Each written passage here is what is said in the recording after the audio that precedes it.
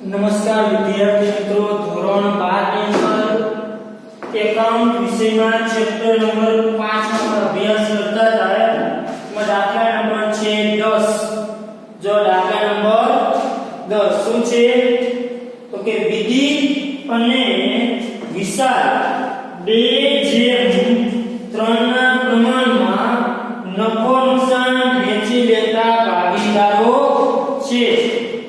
તારીખ 31/3/16 ના રોજ પેઢીનું પાકું સરવૈયું નીચે મુજબ હતું, કે વિધિ અને વિશાળ તો આપણને પાકું સરવૈયું આપેલું છે. જો એનો મૂડી દેવા અને મિલકત લેણા બાજુ બંને બાજુ વિગત આપેલી છે. પાકા સરવૈયા બાજુ મૂડી અનામતો અને દેવા છે, મિલકત લેણા બાજુ જુદા જુદા પ્રકારની મિલકતો આપેલી છે. આગળ જોઈએ તો કે નીચે હવાલે છે કે તારીખ 1/4/16 ના રોજ તેઓએ બંટીને પ્રવેશ આપ્યો. પ્રવેશ કેને આપ્યો? બંટીને. એને પ્રવેશ આપે છે? બંટીને.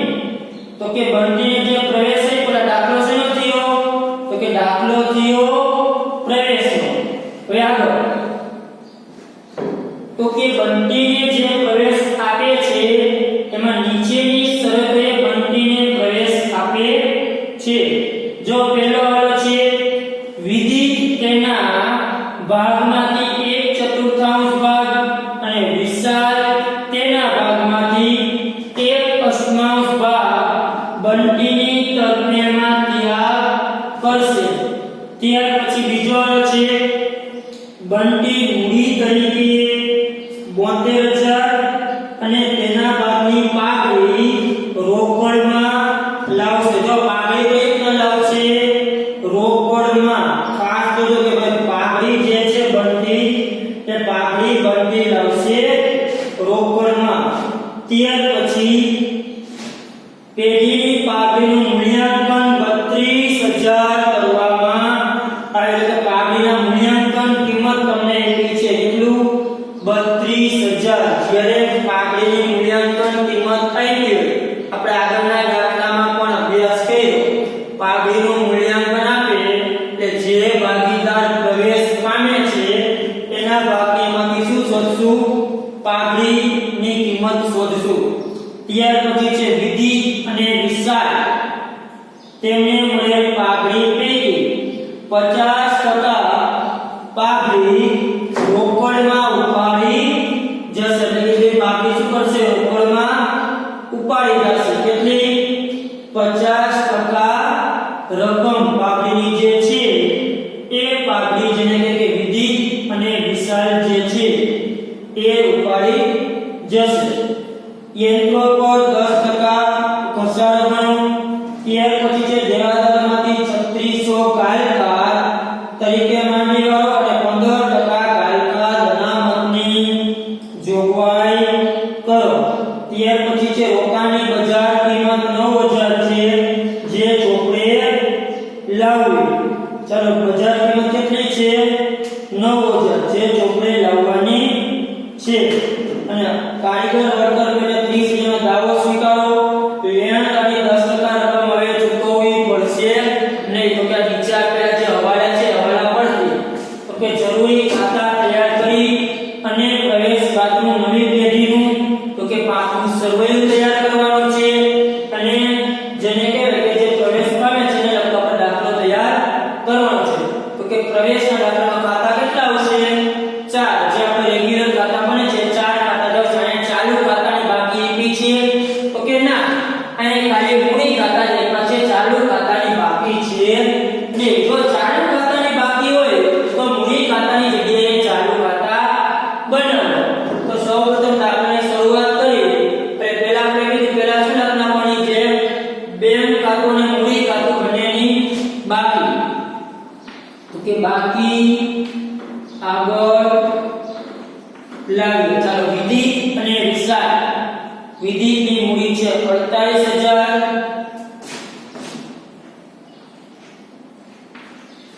વિશાળની મૂડી છે 60,000. બેંકની બાકી લખવાની ઉધાર બાજુ બાકી આગળ લાગે બેંક સિલેક્ટ કેટલી છે 8400 બાકી લખાઈ જાય ત્યાર પછી આપણે દાખલો સ્ટાર્ટ કરશું હવે જો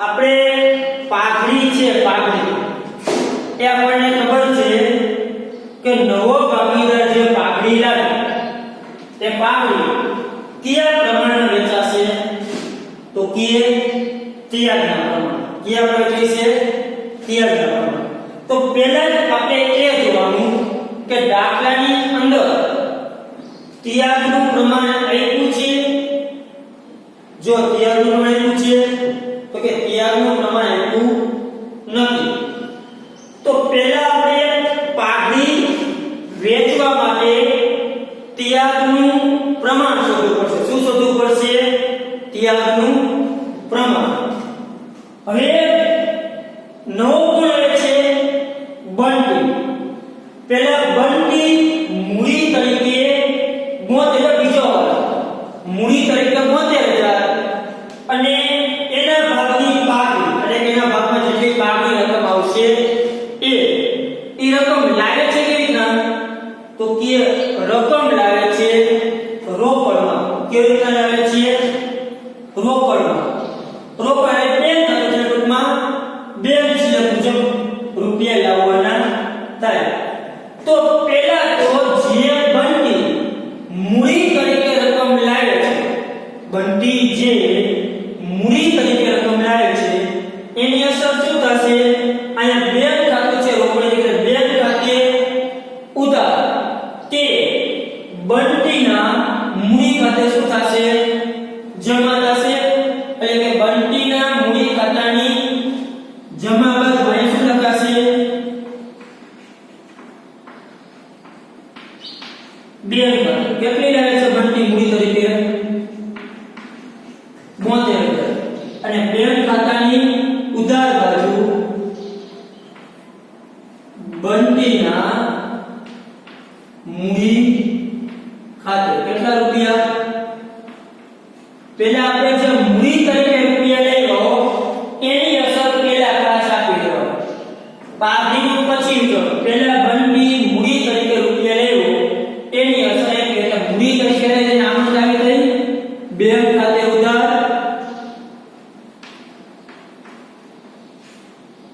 તે બંટીના મૂડી ખાતે આ જે આનંદ છે એની આપણે કટોણી કરી છે આપણે આનંદ લખવાની જરૂર છે નહીં ચાલો હવે તૈયાર છે આગળ હવે આપણે છે તો બંટી એના ભાગની જે રકમ છે પાઘડી એ પાઘડીની રકમ લાવે છે કેવી રીતના તો કે રોકડમાં લાવે છે કેવી રીતના લાવે છે રોકડમાં આપણને ખબર રોકડમાં પાઘડી લાવે તો કે પાઘડીની આપણે નોંધ આપી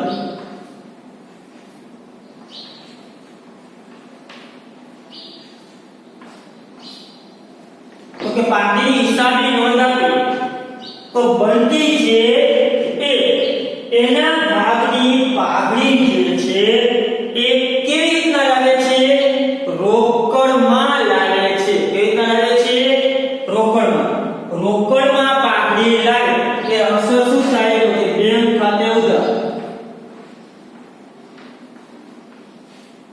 તે પાઘડીના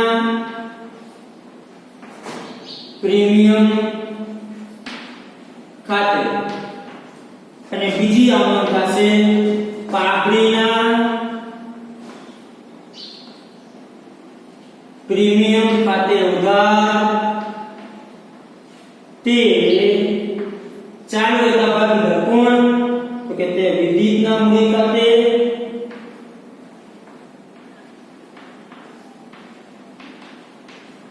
અને તે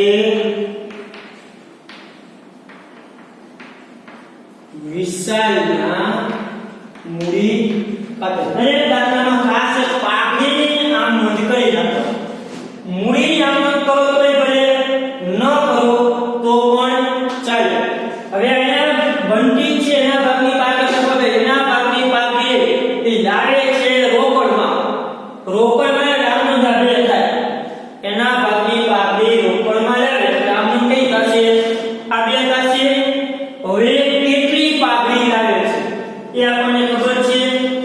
તો કે એ આપણી પાસે માહિતી છે નહીં. આ નોંધાતા છે પાટલી રોકડમાં લાવે છે એટલા માટે. હવે આ વેચાઈ કયા પ્રમાણમાં? તિયાગના પ્રમાણમાં. તો હવે આપણી પાસે શું જોશે? એક તો વિધિ અને વિશાળનું તિયાગનું પ્રમાણ જોશે. બીજું કે બંટી કેટલી પાપડી લાવતો હશે. આપણને ખબર છે કે આપણી પાસે માહિતી છે નહીં. પાપડીનું મૂલ્યાંકન ખબર છે કેટલું થયું? 32000. પણ એમાં બંટીનો ભાગ કેટલો? આપણને દાખલામાં 9 પ્રમાણે આપ્યું છે. 9 પ્રમાણે આપણે આગળના દાખલા જોયું કે 9 પ્રમાણે તો માને 4:3:3 આપ્યું તો જે 9 ભાગ્યા છેલ્લો તો 3/10 થાય. પણ અહીંયા આપણને 9 પ્રમાણે આપ્યું નથી. પણ શું આપ્યું છે? જો પેલો વાળો વિધિ તેના ભાગમાંથી, વિધિ તેના ભાગમાંથી, શબ્દ ખાસ તો શું છે? ભાગમાંથી. નીચે અંડરલાઈન કરવી તો કરી નાખો. શબ્દ છે વિધિ તેના ભાગમાંથી અને વિશાળ તેના ભાગમાંથી કેટલો ત્યાગ કરે છે? તો કે વિધિ 1/4 અને વિશાળ 1/8. જો બંને આગળ શબ્દ શું છે? ભાગનો છે કે ભાગમાંથી? ખાસ વિદ્યાર્થી મિત્રો આ શબ્દ તમારે જોવાનો છે. માંથી છે કે નો છે? તો કે માંથી. શું શબ્દ છે બંનેમાં? માંથી. તો કે જ્યારે માંથી શબ્દ હોય તો એ ડાયરેક્ટ ત્યાગ આપ્યો કહેવાય. સીધો જ શું આપી દીધું છે આપને? ત્યાગ આપ્યો છે. જો નો શબ્દ હોય, નો શબ્દ, તો જે તે ભાગીદારનું જૂનું પ્રમાણ હોય એ પ્રમાણ સાથે જેટલો નો કરી જેટલો ત્યાગ આપ્યો એનો શું કરવો પડે? ગુણાકાર કરો ને પછી ત્યાગ મળે. પણ અહીંયા તો શબ્દ શું છે? માંથી. શું શબ્દ છે? માંથી. એટલે ડાયરેક્ટ શું આપ્યો કહેવાય? ત્યાગ. તો કે વિધિ નો ત્યાગ. તો કે માંથી કેટલો? તો કે વિધિ એના ભાગમાંથી 1/4 અને વિશાળ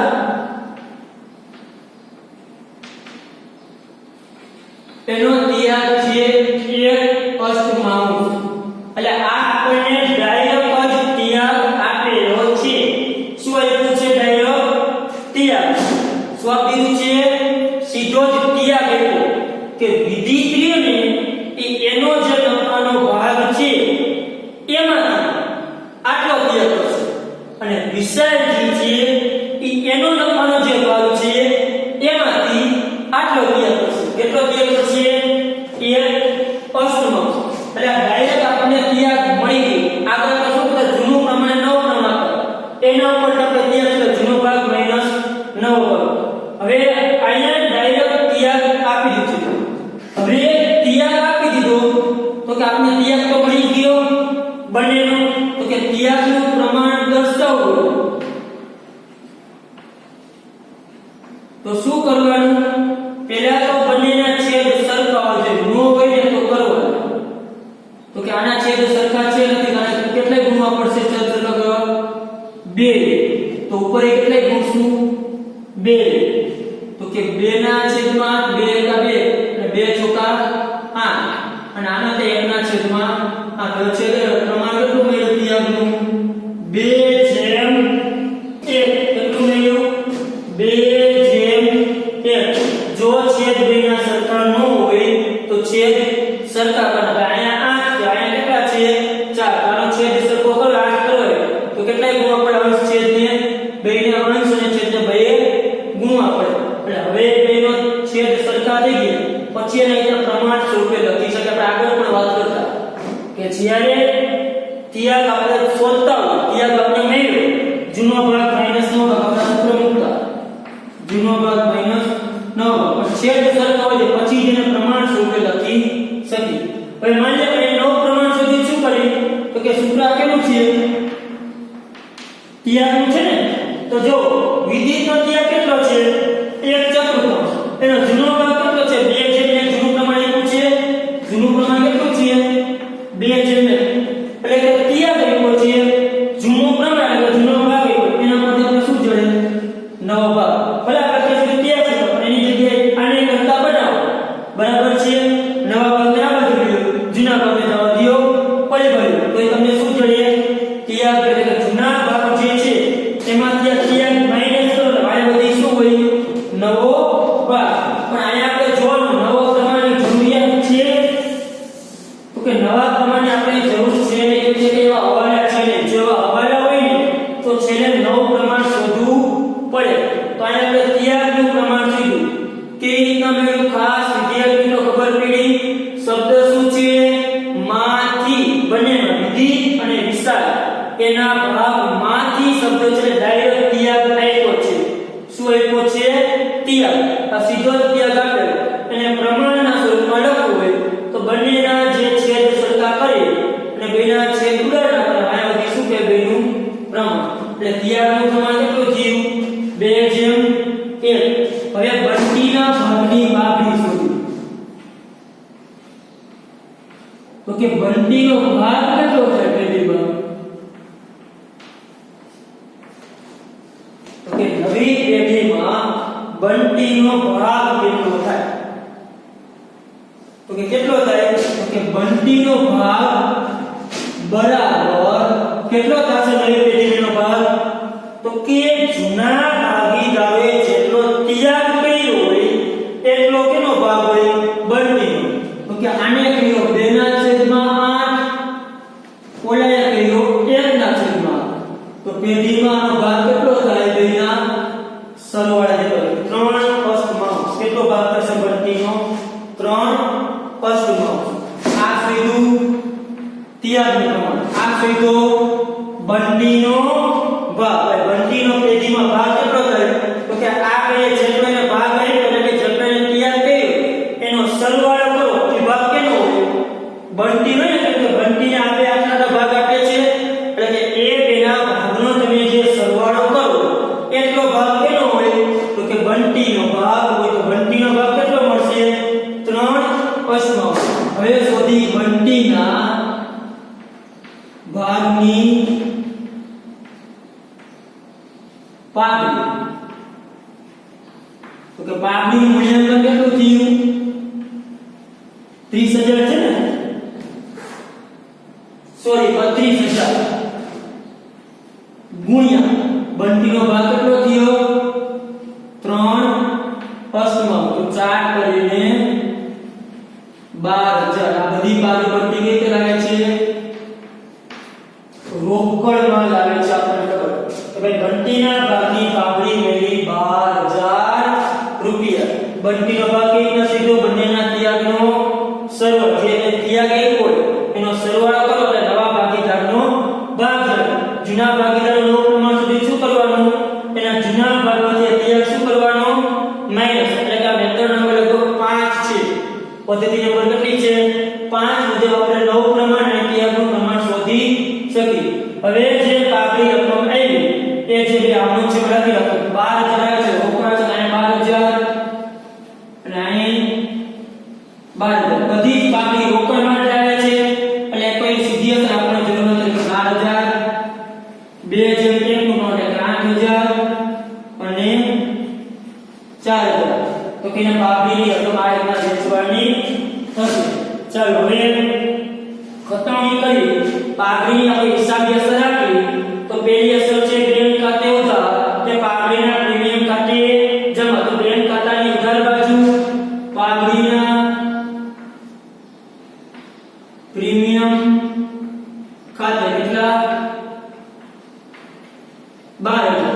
બીજી આપણું છે પાઘડીના પ્રીમિયમ ખાતે ઉધાર તે વિધિના મૂડી ખાતે અને તે વિશાળના મૂડી ખાતે. તો પાઘડીના પ્રીમિયમ ખાતે ઉધાર પાઘડી ખાતું છે ને વિધિ અને વિશાળના મૂડી ખાતે જમા છે. એના મૂડી ખાતાની જમા બાજુ નામ લખાશે ઉધાર. તો શું છે?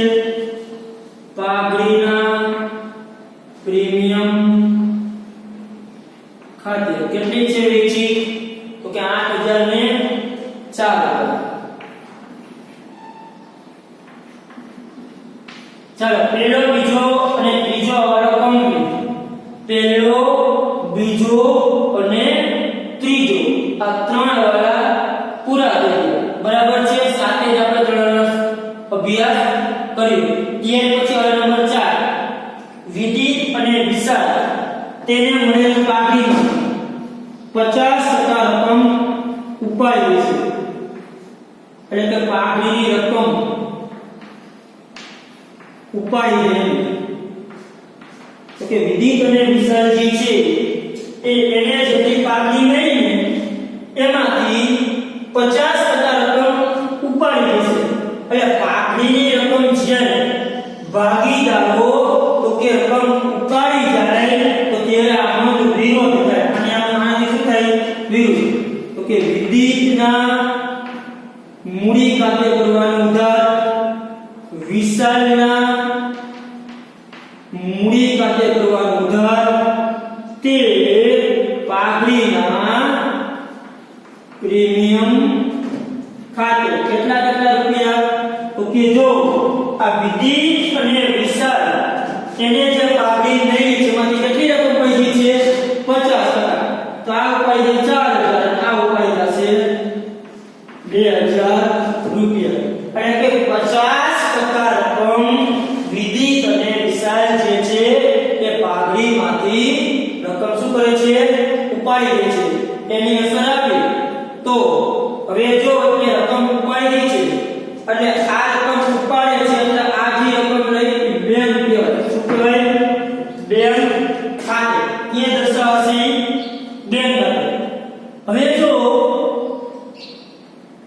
ખરેખર આપણે આનંદ લઈ છે બરાબર છે પણ એ બેંક ખાતે રકમ શેની છે?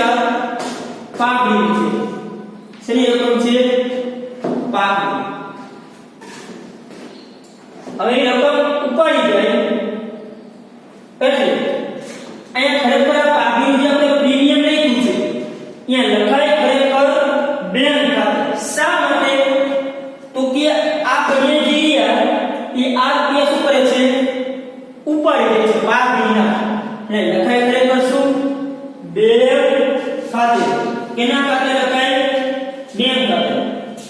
તો કે પાઘડીની રકમ બંને ભાગીદારો જેને કહેવાય કે રકમ ઉપાડી લે છે અને લખાય બેંક ખાતે જમા.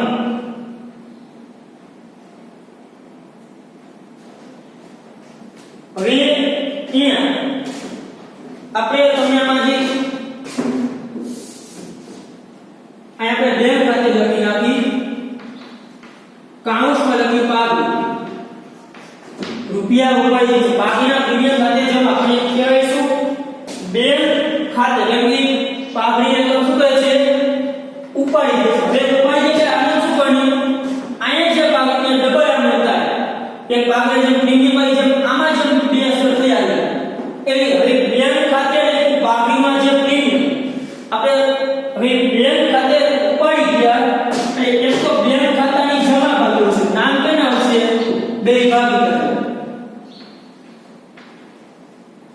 વિદિતના મૂડી ખાતે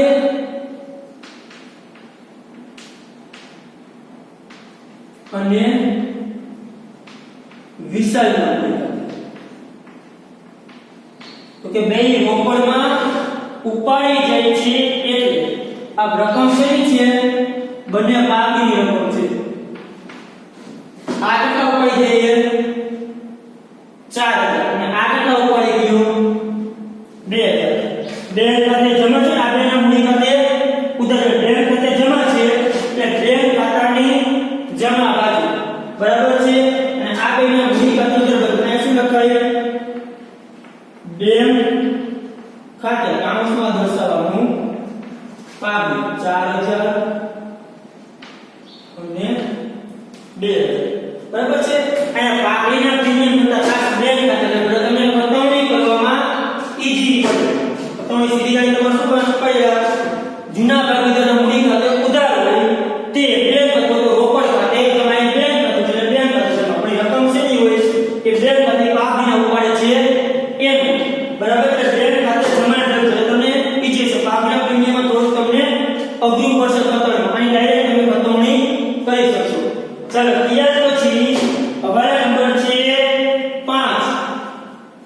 યંત્રો પર 10% ઘસારો ગણો. ચાલો યંત્રો પર શું ગણવાનું છે? ઘસારો. ઘસારામાંથી યંત્રની કિંમત શું થાય? ઓછી થાય. ચાલો યંત્ર આ બાજુ આપ્યા છે કેટલા? મિલકત લેવા બાજુ યંત્ર આપ્યા છે 30,000 રૂપિયા. કેટલા આપ્યા છે? 30,000. એમાંથી માઈનસ થાય ઘસારો. આપણે ધોરણ 11 માં કેટલા ટકા કીધો છે? 10%. હવે યંત્રો વધ્યા કેટલા? 27,000 રૂપિયા. યંત્ર છે મિલકત છે. મિલકતની કિંમતમાં ઘટાડો થયો તો મિલકતની કિંમત ઘટે તો પુનઃમૂલ્યાંકન ઉધાર યંત્રોમાં શું બન્યો? ઘસારો. તો યંત્ર ખાતે પણ તમે લખી શકો. યંત્ર ખાતે પણ લખી શકે. કેટલો ઘસારો થયો? 10% ગયો એટલે 3,000 રૂપિયા યંત્રો નો ઘસારો. ચાલો ત્યાર પછી આગળ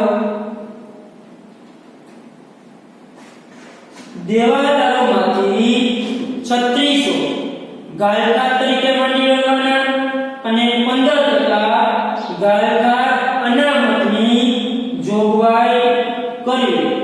જ્યારે આપણે ખબર ગાયકાર અને ગાયકાર અનામતની જોગવાઈ કરવાનું કે ત્યારે સૌપ્રથમ મિલકત લેણા બાજુ જે દેવાદારોની જે ગાયકાર અને ગાયકાર અનામતની રકમ છે પેલા દર્શાવી દો. ચલો દેવાદારો આપ્યા છે કેટલા પેલા આપણને? તો કે દેવાદારો આપણને આપેલા છે 39,600. પેલા માઈનસ થાય ગાયકાર. કેટલી કીધી છે? તો કે ગાયકાર 3600. 39,600 માંથી 3600 જાય એટલે વધશે 36,000 માઈનસ પછી કરવાની ગાયકાર અનામત. કેટલા ટકા છે? 15%. 36,000 ના 15%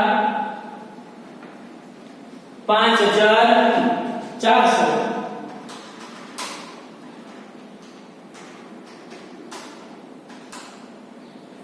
એટલે આઉટરમાં જશે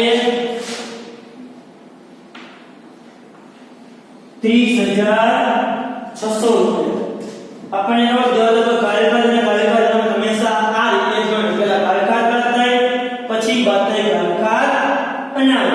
હવે આગળ હવે જે ગાયકાર અને ગાયકાર અનામત ગયું એનાથી દેવાદારની કિંમત શું થઈ? ઓછી થઈ. તો દેવાદારની કિંમત ઘટે એટલે આવશે કઈ બાજુ? પુનઃમૂલ્યાંકન ખાતાની ઉધાર બાજુ. પહેલા લખી નાખી ગાયકાર. ચાલો ગાયકાર આપણે લખી કે જ્યારે એમાં તમને કોઈ ગાયકાર અનામત આપ્યું છે તો કે આ જો મૂડી દેવાદારી જો ખાતે વિરુદ્ધ કાજે આપ્યું છે. ગાયકાર અનામત કેટલું આપ્યું છે? તો કે 1,800 રૂપિયા. તો ખાસ જે ગાયકાર અનામત છે ને એ હંમેશા ગાયકાર અનામત માટે જ ઉપયોગ લેવો. ગાયકાર માટે ઉપયોગ લેવો નહીં. તો ગાયકાર માટે તો લઈ શકાય ત્યારે ખાલી જો ગાયકાર આપી હોય તો લેવો. અનામત ઉપયોગ લેવાનું નહીં. એટલે કે ગાયકાર અનામતનો ઉપયોગ ગાયકાર અનામત માટે જો ગાયકાર માટે ક્યારે કરવો નહીં. જો ગાયકાર આપી હોય તમને ગાયકાર તો એમાં જો તો આપણે ગાયકાર તો કઈ આપી નથી તો જે આપણે 3600 રાખવાની થશે. ત્યાર પછી લખશું ગાયકાર અનામત. હવે ગાયકાર અનામત જો આપણે રાખી કેટલી? 5,400. આપણે અનામત લખો 5,400. એમાં જૂનું કઈ હતું તો કે આ પાકા સર્વેમાં 1,800 આપી છે તો આપણે નવી કેટલી રાખવાની થશે? ખાલી 3600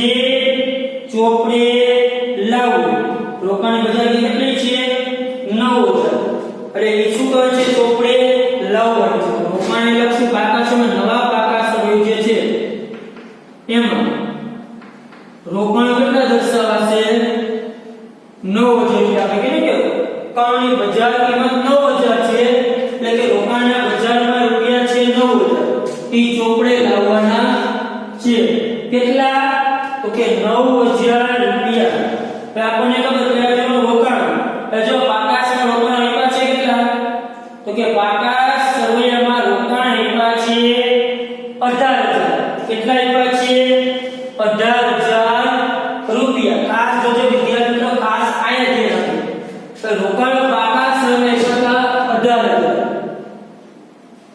અને બજારમાં કિંમત કેટલી થઈ 9000 તો 9000 નો શું થયા ઘટાડો કેનો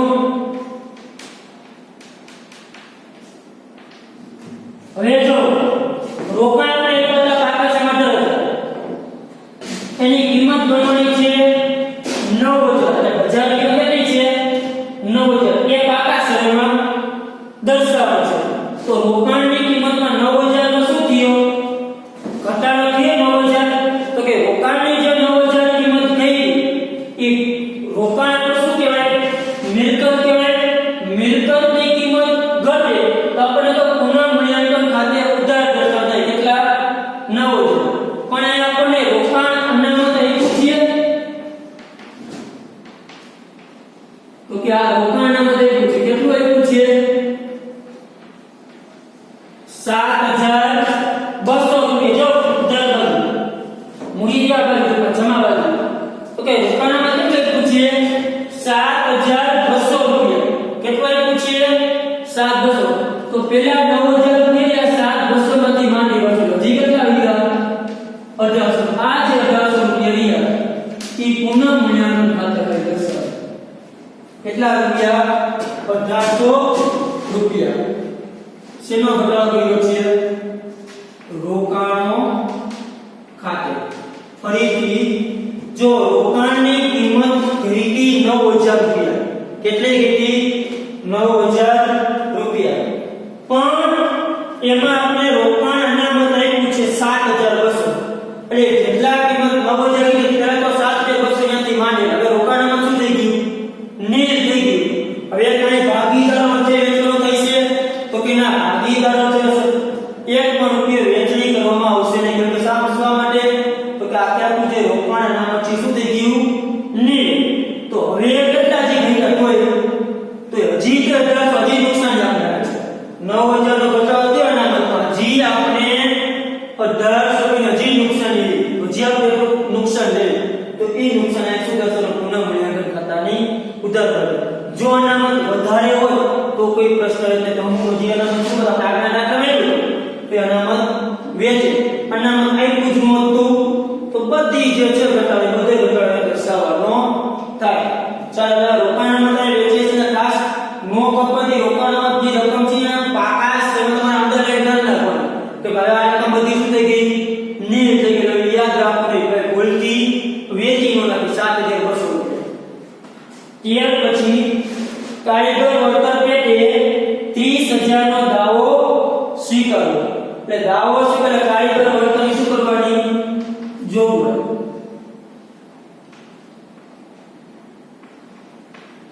કે સોરી જોગવાઈ છે એટલે મૂડી દેવા કરવી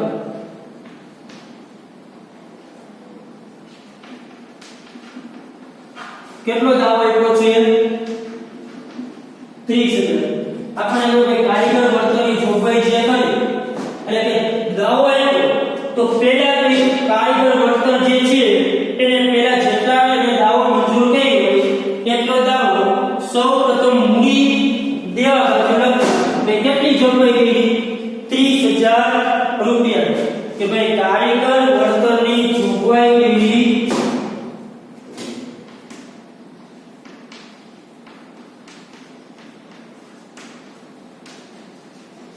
30000 રૂપિયા કેટલી જોગવાઈ કરી 30000 રૂપિયા પછી આપણે એ જોવાનું કે આપણને કારીગર વળતર અનામત આપ્યું છે કેટલું, તો કે કારીગર વળતર અનામત આપ્યું છે 24,000. કેટલું આપ્યું છે? 24,000. હવે જો આપણે કારીગરને ચૂકવવાના કેટલા છે? 30,000 રૂપિયા. આપણી પાસે અનામત પડ્યું એ કેટલું? 24,000 છે. કેટલું છે? 24,000. જેને કહેવાય ને કે આપણી પાસે રૂપિયા 24,000 છે અને આપવાના છે 30,000. રૂપિયા કેટલા છે? 24,000 અને આપવાના છે 30,000. તો 6,000 નું શું થયું છે? આપણે નુકસાન થઈ. 6,000 આપણે તો ઘરેથી આપણે દેવું થયું કે 30,000 આપવાના હતા, એમાં આપણે 24,000 અનામતના પડ્યા જે ભાગીદારોના રૂપિયાને નીચે વેચી, તો કે 24,000 રૂપિયા જે આપણી પાસે પડ્યા હતા ઈ એમાંથી એટલે 24,000 રૂપિયા વહી ગયા. પણ તો હજી 6,000 એટલે કે મૂલ્ય બાજુ કેટલા દર્શાવ્યા છે? 30,000. એટલે અનામત એ વેચશું તો નહીં, એટલે અંદર એમ કહે કે અનામત વેચણી કરશું નહીં. પણ હજી 6,000 નું આપણું શું થયું? દેવું થયું. જે આપણે 6,000 નું દેવું બોલે તો દેવું થયું એટલે કારીગર વળતર અનામત શું કરશું? જોગવાઈ તરીકે આપણે નુકસાન થયું કેટલાનું? 6,000 રૂપિયા. એટલે પુનઃ મૂલ્યાંકન કઈ બાજુ દર્શાવાય? ઉધાર. એટલે રોકાણ અનામત અને કારીગર વળતર અનામતના હવાલા અલગ પ્રકારના હોય કે જ્યારે અનામત તમારી પાસે ઓછું હોય અને જોગવાઈ વધુ કરવાની થતી હોય ત્યારે અસર કઈ રીતના થાય? ત્યારે આયા તો કઈ વેચણી થશે જ નહીં, પણ જેટલું જે ઘટે છે એ પુનઃ મૂલ્યાંકન ખાતાની ઉધાર બાજુ દર્શાવાય છે. ત્યાર પછીનો હવાલો, લેણદારની 10% રકમ ચૂકવવી પડશે નહીં. એટલે કે લેણદારને 10% ચૂકવવા નહીં પડે. એનો મીનિંગ આપણે શું કર્યું? આપણે ફાયદો થઈ તો પુનઃ મૂલ્યાંકન જમા લેણદારો ખાતે કેટલા નહીં ચૂકવવા પડે? આપણે કીધું કે 10% રકમ ચૂકવવી પડશે નહીં. એટલે કે 10% 30,000 લેણદાર આપ્યા છે એના 10% કેટલા રૂપિયા? 3,000 નહીં ચૂકવવા પડે. ભાઈ લેણદાર વધશે કેટલા? 30,000 તેમાં 10% 3,000 નહીં ચૂકવવા પડે. ચૂકવવાના કેટલા ખાલી? 27,000 રૂપિયા. લેણદારને હવે તમારે 27,000 ચૂકવવાના રહેશે. શા માટે? આટલો આપણે લેણદારની કિંમતમાં શું થયું? ઘટાડો. એટલે આપણને થયો ફાયદો કે ભાઈ લેણદારની જે કિંમત છે એને 10% રકમ ચૂકવવી નહીં પડે, આપણને એટલો થશે ફાયદો. હવે આપણે હવાલા શબ્દ થઈ ગયા પાકા નંબરો નીકાળો. ચાલ આગળ જોઈએ છે મૂડી. એ આપણે મૂડી કરતા ભાગે ત્યાં લખી નાખશું વિધિ, વિશાળ અને બનતી. ત્યાર પછી આકસ્મિક અનામત. ચાલ આકસ્મિક આપણે વેચવું છે કે તો કે ના, તો કે આકસ્મિક અનામત શું થાય? વેચણી થાય. જમા બાજુ છે, જમા બાજુ વેચાય છે. પ્રમાણ શું છે? જૂનું 2:1. આકસ્મિક છે 9 હોય એટલે વેચવાના 6,000 નાયા આવશે 3,000. નવા ભાગીદારને તો મળે નહીં.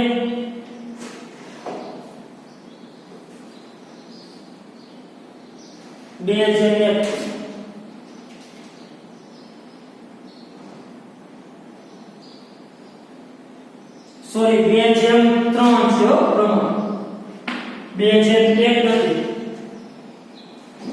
તો હવે બદલશે પાછું. જૂનું પ્રમાણ છે 2:3, 2:1 નથી. તો 9,000 ગુણ્યા 2 ભાગ્યા 5. તો કે આના આવશે 36 અને આના આવશે 54. જૂનું પ્રમાણ 2:1 નહીં પણ 2:3 એટલું છે રકમ. જૂનું પ્રમાણ કેટલું છે? 2:3. ભૂલથી 2:1 લખાયું હતું. ત્યાર પછી આકસ્મિક અનામત પછી આપણે છે કામદાર વળતર અનામત. એ તો આપણે વેચણી કરી બધી રોકાણમાં વહી ગયું. લેણદારો દર્શાવી દીધા, ગાયકાર અનામત તે પણ આપણે શું કહી દીધું છે, દર્શાવી દીધા છે. ત્યાર પછી આપ્યું છે મિલકત લેણા બાજુ મકાન લખ્યા છે કે નથી લખ્યા તો લખી નાખો, કાંઈ ધ્યાન પર નથી ગયું એમનું. ચાલો મકાન આપ્યા છે 66,000. ચાલો ત્યાર પછી યંત્રો એ લખી નાખ્યા છે. ત્યાર પછી છે સ્કોપ નથી લખ્યા તો લખો. ચાલો સ્કોપ આપ્યો છે 18,000. ત્યાર પછી દેવાદાર જે દર્શાવી દીધા, બેંક એ આપણે બેંક સિલેક્ટ શોધશું, બેંક ખાતું બંધ કરી એટલે ખબર પડશે. ત્યાર પછી છે રોકાણ, રોકાણ આપણે દર્શાવી દીધા છે. ચાલો હવે કરો ખાતા બંધ. ચાલો પહેલા કરો પુનઃ મૂલ્યાંકન ખાતું. સરવાળો કઈ બાજુ વધારો છે, આ બાજુ છે, તો કે સરવાળો કરો આ બાજુ, તો કે 3,000 પ્લસ 3600 પ્લસ બીજા 3600 1800 અને 6000. આ બાજુ સરવાળો થયો 18,000. આ બાજુ આવશે 18,000. કઈ બાજુ ડિફરન્ટ થયો, જમા બાજુ. શું કહેવાય, ખોટ, જે વિધિ અને વિશાલને વેચવાની થાય. કેટલી પણ 18 માંથી 3 જઈ તો 15,000. 15,000 ને પ્રમાણ શું છે, 2:3. 15,000 ને 2/5 તો કે 6,000 અને 9,000. 6,000 અને 9,000. ચાલો ખોટ રહી એ કઈ બાજુ આવે, ઉધાર બાજુ. પુનઃ મૂલ્યાંકન ખાતું કાઉન્સમાં લખી નાખવાનું ખોટ 6,000 અને 9,000. ચાલો મૂડી ખાતા કરો બંધ. મૂડી ખાતા શું કઈ બાજુ ધરાવશે, જમવાનું. બંધીનો થશે 72,000. આનો 60,064 64 ને 5 69 400 48 ને 56 56 ને 3 59 600. બંને બાજુ મૂલ્યો સરવાળો. ચાલો 59 600 59 400 અને 72. શું લખશું, બાકી આગળ લઈ ગયા. ચાલો 69 600 માંથી 6 ને 4 10 જાય તો 49 600. આમાંથી 11 જાય તો